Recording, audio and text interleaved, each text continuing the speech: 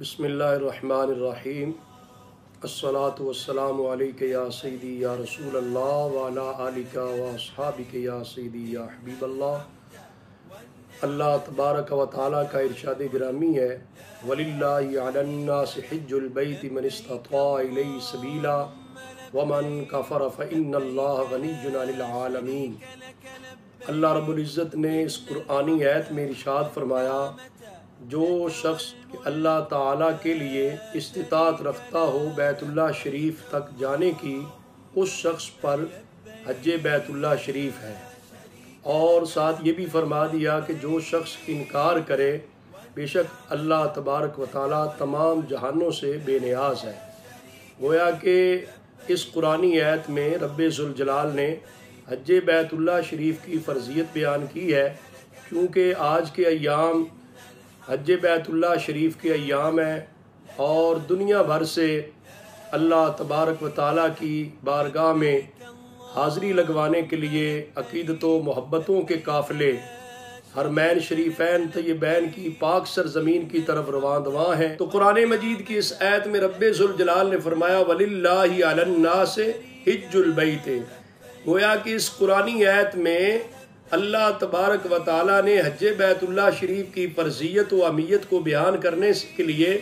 جو پہلا کلمہ ارشاد فرمایا وہ وَلِلَّهِ ہے،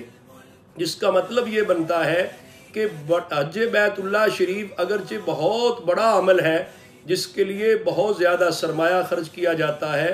وقت دیا جاتا ہے، بڑی محنت اور مشقت ہے، جسمانی ریاضت ہے اور گھر سے دوری ہے، اسباب و وسائل جو ہے وہ خرچ کیے جاتے ہیں، لیکن اتنا بڑا اور مبارک عمل ہے، اس کی قبولیت کے لیے ایک بنیادی شرط یہ ہے وَلِلَّهِ۔ اس مبارک عمل کے اندر اگر للہیت ہوگی، اخلاص ہوگا، اللہ تعالیٰ کی رضا کے حصول کے لیے ہوگا، یقیناً یہ عمل مبارک اور مقبول و مشکور ہوگا۔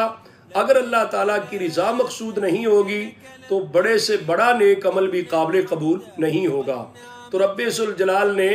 صاحب استطاعت، ایسا شخص جس کے لیے وہاں جانے کی استطاعت ہے، مالی اسباب اور وسائل بھی ہیں، جسمانی طور پر صحت و تندرستی بھی ہے اور اتنے وسائل رکھتا ہے کہ گھر والوں کے لیے نان نفقہ اور ان کی بنیادی ضروریات جو ہے ان کے لیے وہ سامان دے کر مکہ شریف اور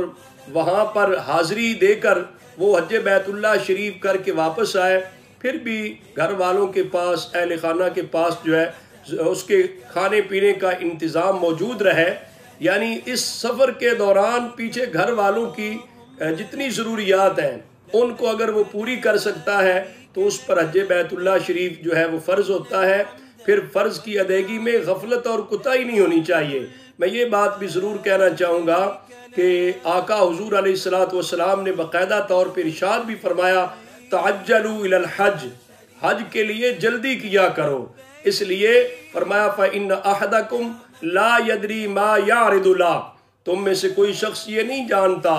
کہ اس کے لیے کیا عذر درپیش ہو جائے۔ اگر وہ تاخیر کرتا ہے، بلا وجہ لیٹ کر رہا ہے، ممکن ہے اگلے سال اس کے لیے مشکلات ہو جائیں، یا کوئی موت اور زندگی کا بھی تو کسی کو کوئی پتہ نہیں ہے، اور بھی کوئی عذر، بیماری اور صحت کے معاملے میں بھی ایسا ہو سکتا ہے۔ لہٰذا جن خوش نصیب لوگوں کو رب تعالیٰ نے دولت دی ہے، استطاعت دی ہے اور شرائط حج پائی جاتی ہیں، انہیں فریضہ حج کی ادائیگی میں تاخیر ہرگز نہیں کرنی چاہیے۔